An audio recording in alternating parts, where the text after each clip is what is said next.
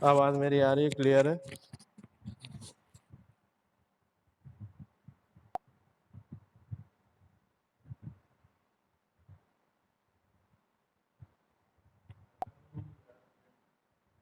चलिए कोई बात नहीं।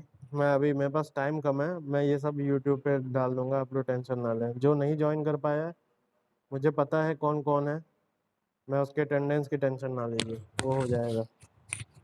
ठीक है, शुरू करते हैं।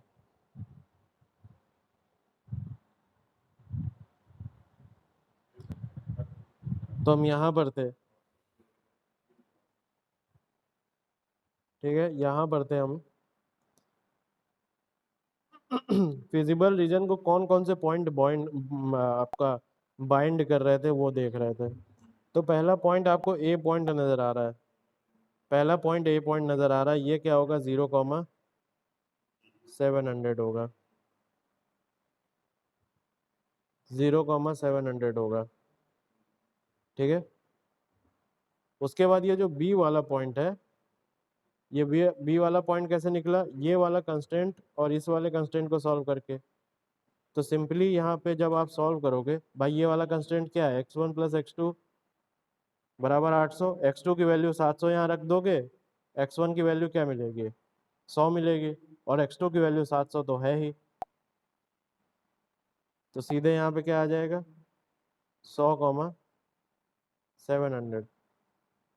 ये हो गया, बात समझ में आ गई। अब ये वाला सी वाला कंस्टेंट देख लो, सी वाला कंस्टेंट, सी वाला पॉइंट किससे मिलके, ये वाला कंस्टेंट और इस वाले कंस्टेंट से मिलके बना है।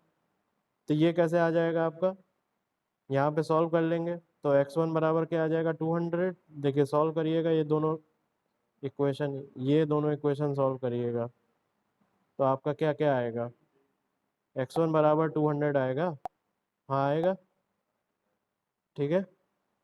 और x1 बराबर अगर 200 आ गया तो x2 बराबर कितना आ जाएगा, 600 आ जाएगा, x2 बराबर 600 आ जाएगा।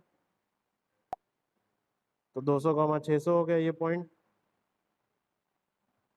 ठीक है, पॉइंट डी की बात करोगे, पॉइंट डी की बात करोगे तो देखो x1 बराबर 400 तो है ही है, तो 400 रख दोगे वहां पे x1 की जगह, कहाँ पे, इस वाले में रखोगे कि नहीं, क्योंकि इन्हीं दोनों के इंटरसेक्शन से पॉइंट डी बना है। तो जब 400 रख दोगे तो x2 बराबर कितना आ जाएगा, 200 आ जाएगा कि नहीं आ जाएगा। तो 400,200 हो गया ये पॉइंट, 400,200 हो गया ये पॉइंट। ठीक है, और ये वाला पॉइंट तो हमें पता ही है क्या है, ये वाला पॉइंट क्या है, 400,0। और मैक्सिमाइजेशन में 0,0 का कोई मतलब ही नहीं, क्योंकि फिर प्रॉफिट फंक्शन जो है 0 आ जाएगा। तो ये सारे पॉइंट्स जो है हमें मिल गए, जो कि ऑप्टिमम पॉइंट्स होंगे, जो कि फिजिबल रीजन को बाहर से होल्ड किए हुए हैं। ठीक है, बाहर आउटर मोस्ट पॉइंट है, यही है फिजिबल रीजन के आउटर मोस्ट पॉइंट, इतने सारे। ठीक है, तो अगर अब हमें इन सबको आइडेंटिफाई हमने अगर कर लिया है, तो हमको इसको क्या करना है, ऑब्जेक्टिव फंक्शन में रखना है कि नहीं रखना है। देखो ऑब्जेक्टिव फंक्शन में रखो, ऑब्जेक्टिव फंक्शन क्या है, ये वाला फंक्शन है कि नहीं ऑब्जेक्टिव फंक्शन। तो यहाँ पे 0,0 रखोगे तो 0 आएगा, वो तो आना ही है। और 0,0 रखो या ना रखो बात वही है, वैसे रखना चाहिए। इसका रीजन मैं बताऊंगा अभी आपको, आदत में डाल लो। क्यों है आपको अजीब लगेगी, लेकिन मैं बताऊंगा अभी। अब 0,700 जब डाला तो 4200 आया ऑब्जेक्टिव फंक्शन में, ऐसे ही 100,700, 200,600, 400,200 ये सब डाला तो मैक्सिमम किस में मिला, मैक्सिमम आपको मिला इस वाले में। मतलब कि जब आपकी वैल्यू x1 बराबर हो जाती है 200 और x2 बराबर हो जाती है 600, तब जब होता है आपको मिलता है मैक्सिमम प्रॉफिट, और वो क्या है 5200। तो मैं यही 5200 क्या ऑप्टिमम सोल्यूशन हो गया कि नहीं हो गया। आई होप आपको बात समझ में आ गई होगी। देखिए एक बार कंस्ट्रेंट मिल गए ना, ऑब्जेक्टिव फंक्शन मिल गए, कंस्ट्रेंट मिल गए, तो काम बहुत आसान हो जाता है, काम जो है बहुत आसान हो जाता है। ठीक है, तो उसमें कोई दिक्कत नहीं है। लेकिन जो वर्ड प्रॉब्लम है उसको आपको जब तोड़ना पड़ता है कंस्ट्रेंट वगैरह में तो दिक्कत हो जाती है बहुत ज़्यादा। बात समझ में आ रही है? इसमें प्रॉब्लम होती है। तो एक बार आप लोग कंस्ट्रेंट बना लोगे, ऑब्जेक्टिव फंक्शन बना लोगे तो फिर कोई प्रॉब्लम नहीं होगी। चलिए नेक्स्ट क्वेश्चन में बढ़ते हैं। आज ये ग्राफिकल मेथड खत्म करना है, जल्दी जल्दी देख लेंगे, जितने भी वेरिएशन होते हैं वो सारे हम देख लेंगे इस क्वेश्चन में। तो यहाँ देखिए लिखा हुआ a firm makes two products X and Y and has a product total production capacity 9 tons per day. सीधे सीधे समझ में आ रहा है कि अगर मान लो एक्स नंबर ऑफ यूनिट्स जो है वो x1 ले लूँ और y ले लूँ x2, तो बिना कुछ सोचे x1 प्लस x2 कितना होना चाहिए? 9 या 9 से कम होना चाहिए कि नहीं होना चाहिए बताओ? क्योंकि 9 कैपेसिटी 9 टन पर डे की ही है। बात समझ में आ रही है? 9 टन पर डे की है, तो x1 plus x2 is less than equal to 9। पहला कंस्टेंट ये हो गया। फिर देखिए x and y requiring the same production capacity, the firm has a permanent contract to supply at least 2 tons of x। At least का क्या मतलब हुआ? एटलीस्ट का मतलब हुआ कम से कम 2 टन या उससे ज्यादा। भाई ये फर्म जो बना रही है वो कम से कम 2 टन तो बनाएगी ही बनाएगी। ये 2 टन जो है वो बनाने ही बनाने हैं। इसका मतलब एक कंस्टेंट ये भी है। कंस्टेंट क्या है कि x1 जो है वो 2 टन से कम तो होना ही नहीं चाहिए, यानी कि x1 जो होगा वो या तो 2 टन होगा या तो 2 टन से ज्यादा होगा। इसी तरह x2 की क्या होगा, ये भी 3 टन और 3 टन से ज्यादा होगा, यहाँ पे लिखा हुआ है। ठीक है, 3 कंस्टेंट मिल गए। Each ton of x requires 20 machine hours of production time and each ton of y requires 50 machine hours of production time. The daily possible machining hours is ये। तो देख के ही समझ में आ जा रहा है, इसमें कोई दिक्कत की ही बात नहीं है, देख के ही समझ में आ जा रहा है कि क्या कह रहा है। इसका मतलब ये तो नहीं है कहीं 20x1 प्लस, कई बार ये बात बता चुका हूँ और आप लोगों को समझ में भी आ रहा होगा, 50x2 is less than equal to total machining hours कितने हैं? 360 है कि नहीं है? तो ये आपका चौथा कंस्टेंट आया कि नहीं आया? आ गया। आगे अब देखिए प्रॉफिट की बात कर रहा है, फिर से प्रॉफिट फंक्शन, और जब हम प्रॉफिट की बात करेगा वहां मेरे दोस्त क्या होगा? ऑब्जेक्टिव फंक्शन की बात कर रहा होगा। ऑब्जेक्टिव फंक्शन की बात करूं तो यहाँ पे हो जाएगा 80x1 प्लस 120x2। बोलो बात समझ में आ गई? ये ऑब्जेक्टिव फंक्शन मिल गया कि नहीं मिल गया? 4 कंस्ट्रेंट, एक ऑब्जेक्टिव फंक्शन, सारा कुछ हो गया बहुत इजीली।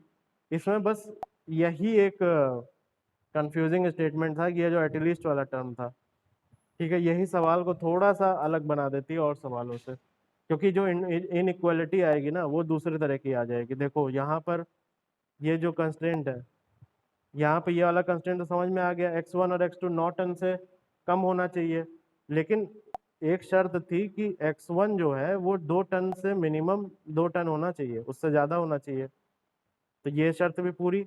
x2 जो है 3 टन से ज्यादा होना चाहिए, ये शर्त भी पूरी। ठीक है, और ये आपका मशीन आवर्स का कंस्टेंट हो गया ये वाला जो आपको दिया हुआ था। अब सिंपली क्या होगा, आपका टूट गया, ऑब्जेक्टिव फंक्शन भी मिल गया यहाँ पर 80x1 प्लस 120x2, कोई दिक्कत ही नहीं है। देखिए ग्राफिकल मेथड बहुत इजी है, बस आपको आप ब्रेक कर ले जाओ, बस आपका काम हो गया। अब देखिए वही फिर ग्राफ बनाएंगे इस तरह से, x1 x2 का, पहले यहाँ पे एक लाइन खींचेगी जो कि यहाँ पे क्या होगा 9,0 और ये 0,9 की। बोलो यहाँ पे x1 बराबर 2, तो x1 बराबर 2 इस तरह से x1 बराबर 2, ठीक है, और x2 बराबर 3, x2 बराबर 3 की लाइन क्या ऐसे होगी कि नहीं होगी? x2 बराबर 3 होगी। और इसी तरह आपका क्या होगा, यहाँ पे आप इसे सॉल्व कर लेंगे, ठीक है, तो आपका देखिए x1 कितना आ जाएगा, 12 आ जाएगा, ये 18 आ जाएगा, सॉरी 18 आ गया x1, और इसी तरह आप x2 सॉल्व कर लेंगे। ठीक है, तो देखिए आपका, मैं इसको ग्राफ दिखा दे रहा हूँ सीधे अब। ये सब आप खुद ही करिएगा, कई बार मैं ये चीज़ रिपीट कर चुका हूँ। तब सीधे ग्राफ पे आते हैं।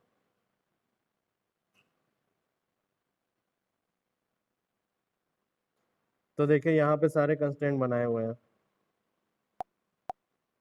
यहाँ पे सारे कंस्टेंट बनाए हुए हैं। पहला कंस्टेंट ये हो गया, दूसरा ये हो गया, ये जो मशीनिंग वाला था x1 बराबर क्या आएगा, 18 आएगा, और x1 को 0 करोगे तो x2 बराबर कितना आ जाएगा, पॉइंट में समथिंग आएगा। यहाँ पे आप देखोगे 7.5 आएगा, 7.2 आएगा, 7.2 आ जाएगा, 36। ठीक है, तो आपको एग्जाम में बेसिकली इस डेटा पे मत जाइएगा, ऐसा डेटा देगा जिसमें आपको पॉइंट ना मिले। अब ये बुक का क्वेश्चन मैंने उठाया तो इसमें पॉइंट दे दिया है, लेकिन एग्जाम में ऐसा क्वेश्चन नहीं आएगा, पॉइंट वॉइंट नहीं आएगा। बस आपको ये समझना है कि किया कैसे जाता है, बस इस पे फोकस रखिए। इस क्वेश्चन में पॉइंट आ गया, इसमें घबराने की बात नहीं, पॉइंट कैसे मार्क करूं। ठीक है, तो वो ऐसा देगा नहीं जनरली, बस हमें ये समझना है कि हमें मतलब कि अगर स्टेटमेंट है उससे हम इक्वेशन कैसे निकालें, और इक्वेशन से हम कैसे निकालें, ग्राफिकल मेथड से सोल्यूशन कैसे निकालें, बस इतना समझना है। अब देखो यहाँ पर ये कंस्ट्रेंट है, तो ये कंस्ट्रेंट बेसिकली कौन सा वाला कंस्ट्रेंट है, मुझे बताओ। ये कंस्ट्रेंट का यही वाला तो नहीं है, x2 is less than sorry greater than equal to 3। यही तो कंस्ट्रेंट था कि मिनिमम से मिनिमम 3 टन होना चाहिए या उससे ज़्यादा, याद करो इतना। अब अगर ऐसा है तो देखिए इसका फिजिबल रीजन कहाँ होगा। अगर ऐसा है तो यहाँ पे 0,0 रखोगे तो 0 क्या 3 से बड़ा है, नहीं है, तो इसका फिजिबल रीजन क्या होगा, बाहर की तरफ होगा। तो इसका फिजिबल रीजन अगर मैं बनाऊँ इस कंस्ट्रेंट का, तो बाहर की तरफ होगा, यहाँ लाइन के बाहर। उसी तरह आप इस वाले का भी देखो, x1 is greater than equal to 2, तो इसमें भी जब आप x1 0 रखोगे तो क्या फिजिबल रीजन लाइन के बाहर आएगा कि नहीं आएगा, इधर की तरफ आएगा कि नहीं आएगा फिजिबल रीजन। ठीक है, इसका मतलब इन दोनों लाइनों का फिजिबल रीजन लाइन के बाहर है। बात समझ में आ रही है, बाहर है लाइन के। ठीक है, और बाकी दोनों लाइनों का आप चेक करना 0,0 डाल के, तो लाइन के अंदर आएगा। जो बाकी के दो कंस्ट्रेंट हैं, ये कंस्टेंट और ये कंस्टेंट, इसका चेक करना 0,0 डालोगे तो लाइन के अंदर आएगा। और जब कॉमन फिजिबल रीजन देखोगे तो आपको इस तरह का दिखेगा, जो ये शेडेड पार्ट बना हुआ है, यही होगा आपका कॉमन फिजिबल रीजन। ठीक है, अब हम क्या निकालते थे, हर बार की तरह हम क्या करते थे, हम करते थे पॉइंट वॉइंट निकालते थे सारे, तो सारे इंटरसेक्शन पॉइंट देख लेंगे। तो ये तो आप निकाल ही लोगे, 3,6 आएगा। ठीक है, दोनों लाइन का इंटरसेक्शन आ जाएगा 3,6, ये 6,3। ठीक है, ऐसे ऐसे करके कितने पॉइंट हो गए यहाँ पे। समय की कमी है, नहीं तो ये भी मैं निकाल के दिखा देता।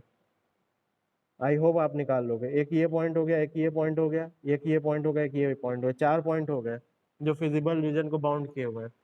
अब इन्हीं चार चार पॉइंट की टेस्टिंग हमें करनी है, अब इन्हीं 4 पॉइंट की हमें टेस्टिंग करनी है, तो कर लेंगे, उसमें क्या है। तो आप जब इसकी टेस्टिंग करोगे, यहाँ पे 4 पॉइंट नजर आ रहे हैं, 2,6.4, 2,6.4, ये आप होमवर्क समझ लो। 2,6.4, 3,6, 6,3, 2,3, ये ऑब्जेक्टिव फंक्शन में जब डालोगे, ऑब्जेक्टिव फंक्शन आपका क्या है,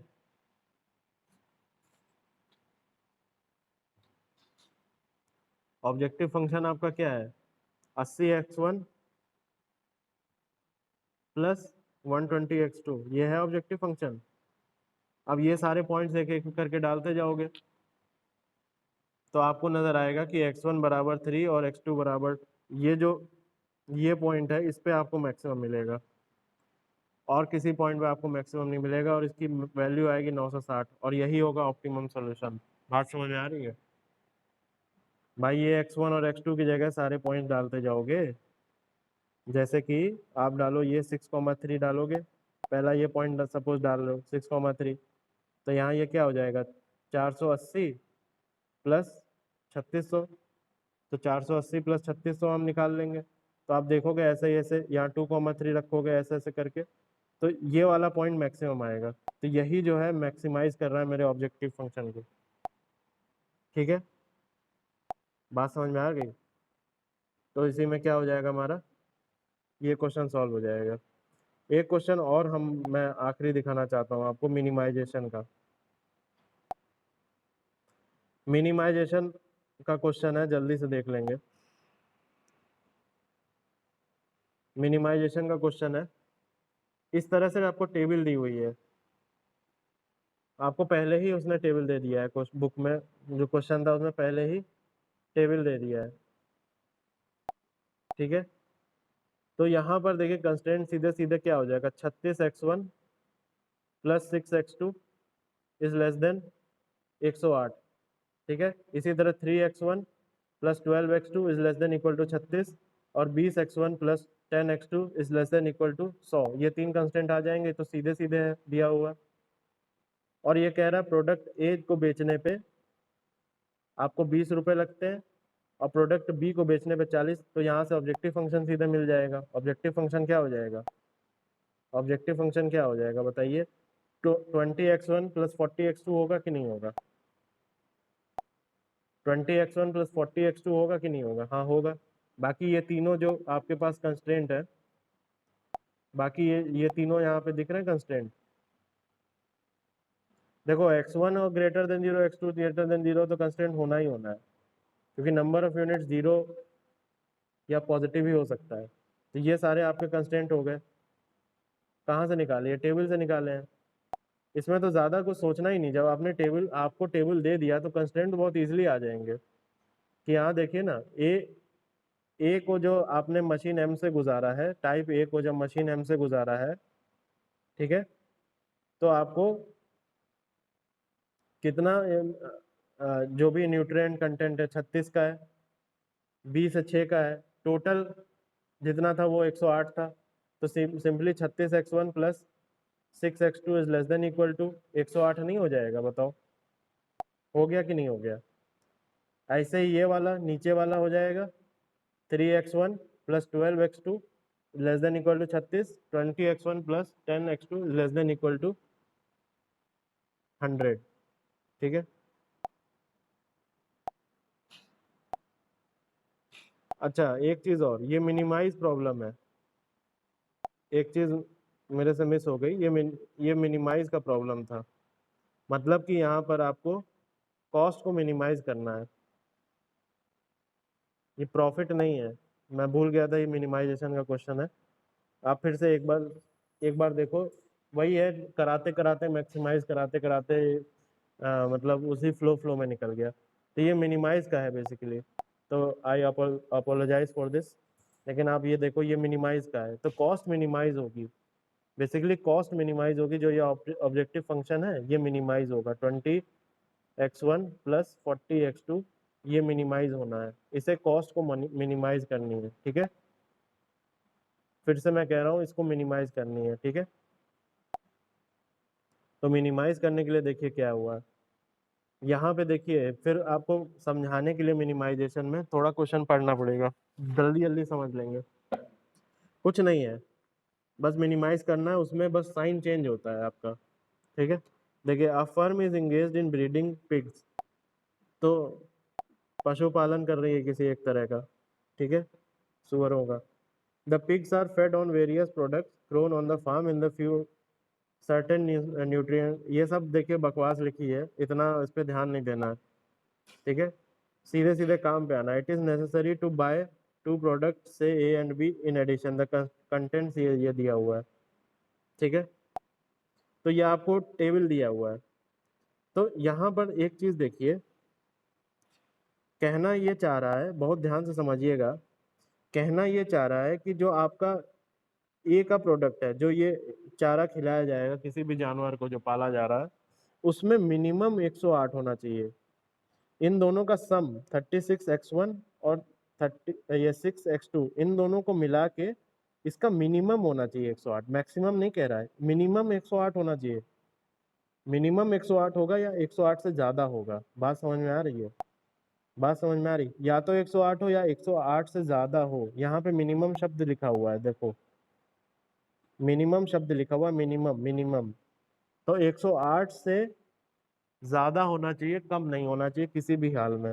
तो यहाँ पे कंस्ट्रेंट का साइन इनइक्वालिटी का बदल जाएगा। मैक्सिमाइजेशन में हमेशा देखोगे या अक्सर ऐसा देखोगे, अक्सर के 99% केस में देखोगे x1 प्लस x2, जब मिनिमाइज की बात है greater than equal to zero, greater than equal to आएगा। मेरी बात ध्यान रखना, ये मुझसे भी गलती हो गई थी, ध्यान रखना इस चीज को। ये ग्रेटर देन इक्वल टू आएगा, लेस देन इक्वल टू नहीं होगा। लेस देन इक्वल टू तभी होगा जब मैक्सिमाइजेशन करा रहा हो वो।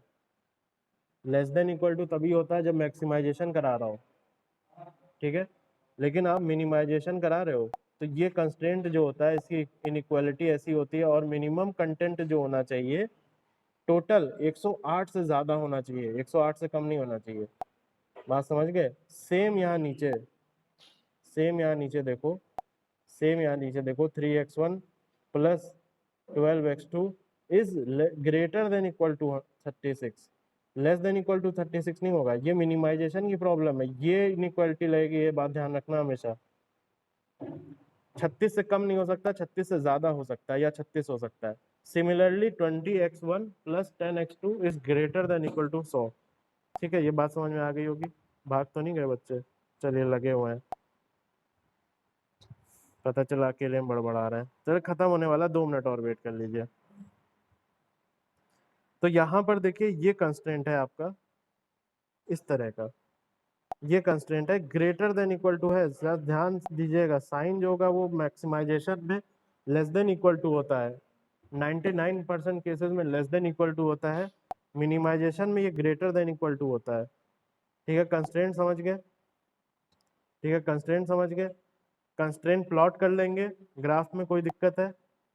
कंस्ट्रेंट प्लॉट करने में मुझे नहीं लगता कोई दिक्कत होगी, मुझे नहीं लगता कंस्ट्रेंट प्लॉट करने में कोई दिक्कत होगी। अब देखिए इसमें वही है, कुछ ना कुछ छूट ही जाता है, कुछ ना कुछ गड़बड़ हो ही जाता है। 1 मिनट रुकेंगे बस।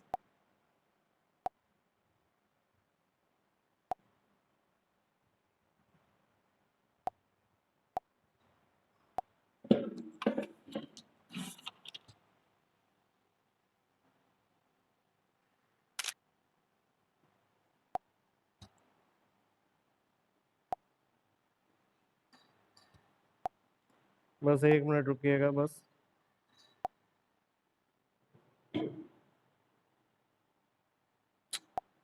फोटोज में मेरे भैया,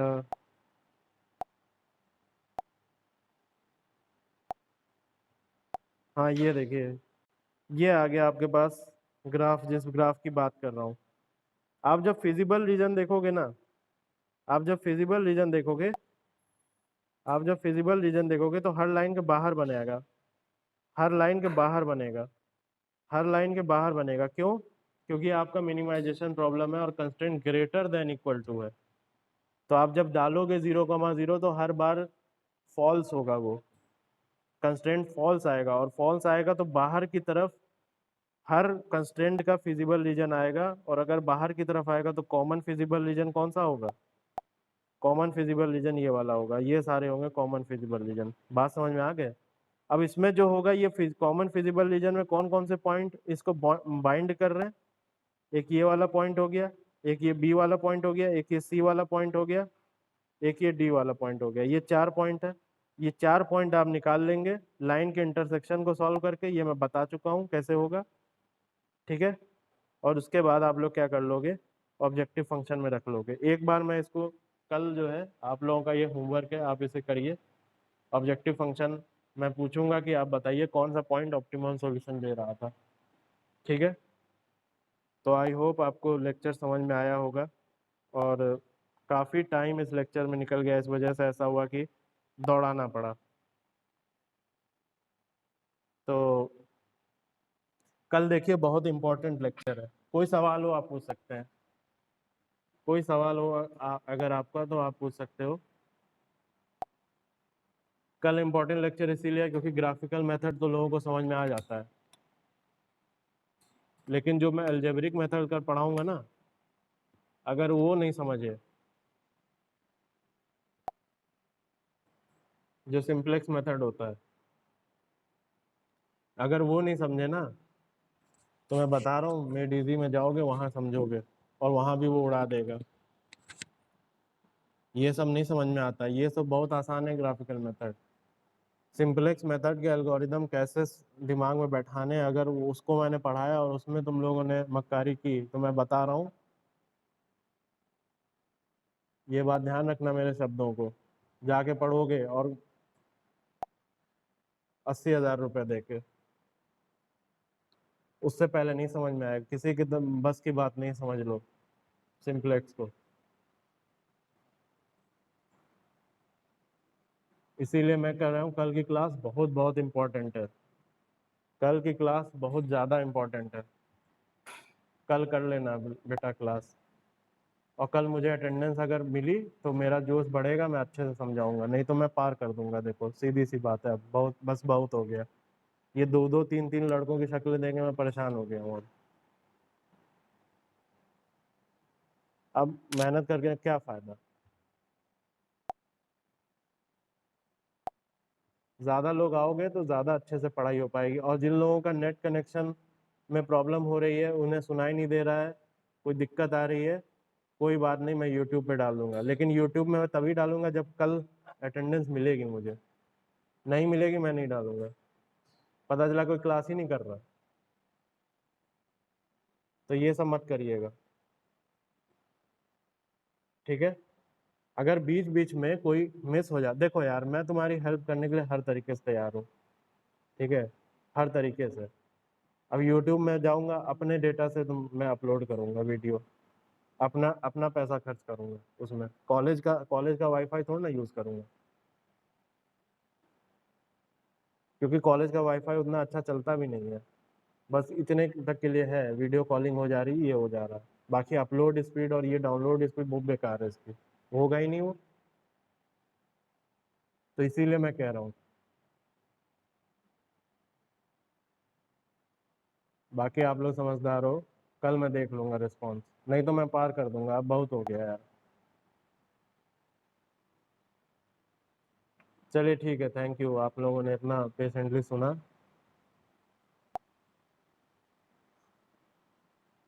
मेरे को, और थैंक यू वेरी मच, कल मिलते हैं।